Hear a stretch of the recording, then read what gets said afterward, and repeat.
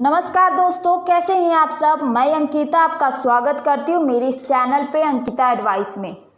2022 के श्री कृष्ण जन्माष्टमी के डेट को लेकर भी कुछ लोग कंफ्यूजन में हैं कि यह 18 अगस्त को है या 19 अगस्त को है।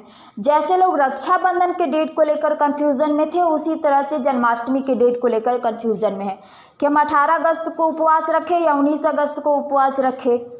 तो हम इसी बारे में बात करेंगे और साथ ही कौन सा समय शुभ है, कौन से समय पर आपको पूजा आराधना करनी चाहिए, क्योंकि सारे भगवान की पूजा आराधना तो आप सवेरे या शाम को कर लेते हैं, लेकिन श्री कृष्ण की ही ऐसी पूजा है जो आप आधी रात को करते हो।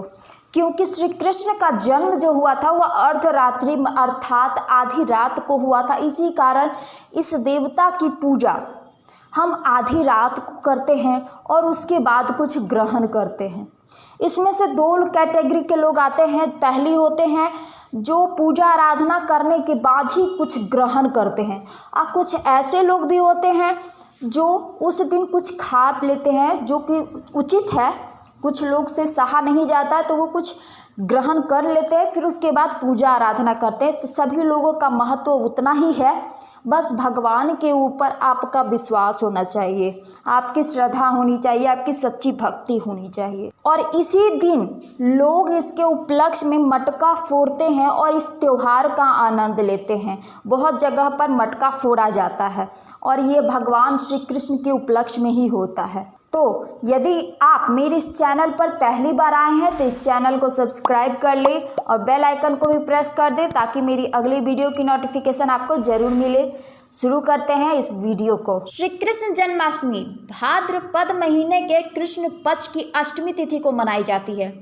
धार्मिक मान्यताओं के अनुसार भगवान श्री कृष्ण का जन्म भाद्रपद मास के कृष्ण पक्ष की अष्टमी तिथि को रोहिणी नक्षत्र में आधी रात को मथुरा में हुआ था। और भगवान श्री कृष्ण के जन्मोत्सव में यह त्योहार पूरे देश में हर्षोल्लास के साथ मनाया जाता है। लोग बहुत ही आनंद से इस त्योहार को मनाते हैं। इस दिन जो भगवान श्री कृष्ण के लिए व्रत रखती हैं वो पूरे नियम और संयम से भगवान की पूजा अर्चना करते हैं। इस बार जन्माष्टमी 18 अगस्त के दिन ध्रुव और वृद्धि का योग भी निर्माण कर रहा है। और साथ ही 18 अगस्त की रात में 8:42 तक वृद्धि योग बना रहेगा।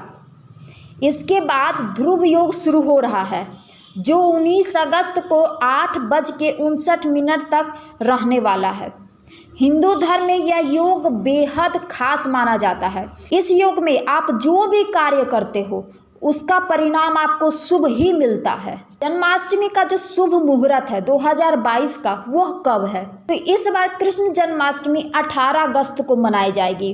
पहले ही हम आपको यह क्लियर कर दें कि यदि आप गृहस्थ जीवन में हैं तो आप जो व्रत रखेंगे वह है 18 अगस्त, और यदि आप साधु संत हैं तो आप जब व्रत रखेंगे वह है 19 अगस्त का। तो आपको उसी दौरान व्रत रखनी है। अब बात करते हैं कि कौन सी तिथि को अष्टमी प्रारंभ हो रही है, कौन से समय पे, चाहे रोहिणी नक्षत्र कब प्रारंभ हो रहा है और कब समापन है। तो अष्टमी तिथि है वह 18 अगस्त को शाम 9:20 पर प्रारंभ होगी और 19 अगस्त को रात में 10:59 पर समापन होगा। साथ ही यह बात कर लेते कि आपको पूजा कब करनी है। तो 18 अगस्त की रात में 12:03 पर आपको पूजा करनी है। और साथ ही जो आप जिस बीच पूजा करोगे, जो अवधि है वह 12:47 तक रहेगी। मतलब कुल जो अवधि है वह 44 मिनट तक होगी। तो उसी दौरान 44 मिनट में ही आपको भगवान श्री कृष्ण की पूजा कर लेनी है। अब साथ ही आपको पारण कब करना है?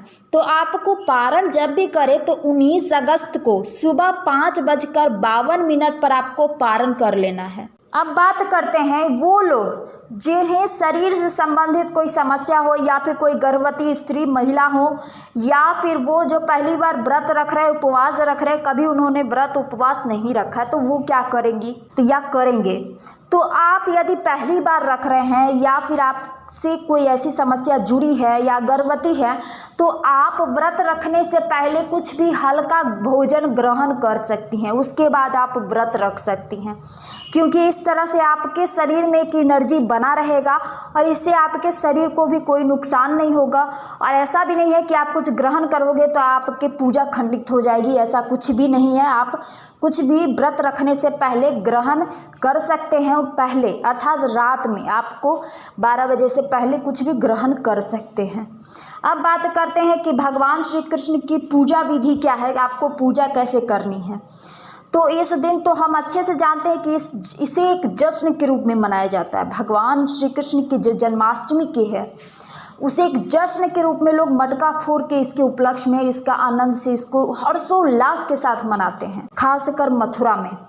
और इस दिन जो उपवास रखते हैं वो आधी रात के बाद अपना व्रत तोड़ती हैं, कुछ भी ग्रहण करती हैं। तो सबसे पहले यदि आप भगवान श्री कृष्ण की पूजा कर रही हैं तो आपको भगवान श्री कृष्ण की प्रतिमा ले लेनी है। यदि प्रतिमा नहीं है तो आप कोई तस्वीर भी ले सकती हैं भगवान श्री कृष्ण की, लेकिन ये याद रखें कि जो तस्वीर हो या प्रतिमा हो वह बच्चे की हो, अर्थात माखन खाते हुए। ऐसा ना हो कि वह बड़ा जैसा हो, कोई बड़ी तस्वीर लिए हो कि बांसुरी बजा रहे हो, नहीं। कृष्ण जन्म मतलब कृष्ण जन्माष्टमी जो होता है उनके जन्म के उपलक्ष्य में है, तो आपको ये जो प्रतिमा लेनी है या फिर जो तस्वीर लेनी है वह उनके जन्म से जुड़ी लेनी है, अर्थात माखन खाते हुए इस तरह की तस्वीर या प्रतिमा आपको लेनी है। उसके बाद आपको प्रतिमा को स्नान करा देना है, उसको स्नान करवाना है, या फिर तस्वीर है तो उसको कपड़ा भिगाकर थोड़ा तस्वीर को पोंछ दीजिएगा। उसके बाद आपको वस्त्र बदल देना है, अर्थात उनको नए वस्त्र आपको धारण करवाने हैं और उनको पालने में बैठाना है।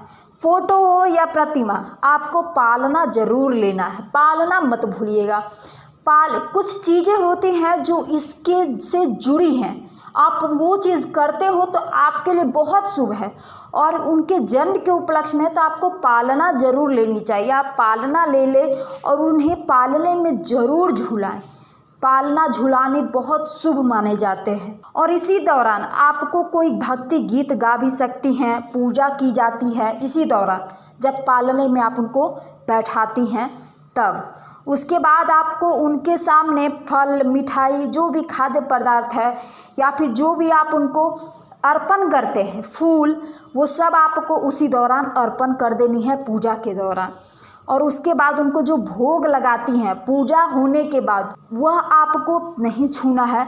जब आप पारण करेंगी तो आपको वही जो आपने उनको भोग लगाया है उसी प्रसाद को आपको सबसे पहले आप खुद ग्रहण करें।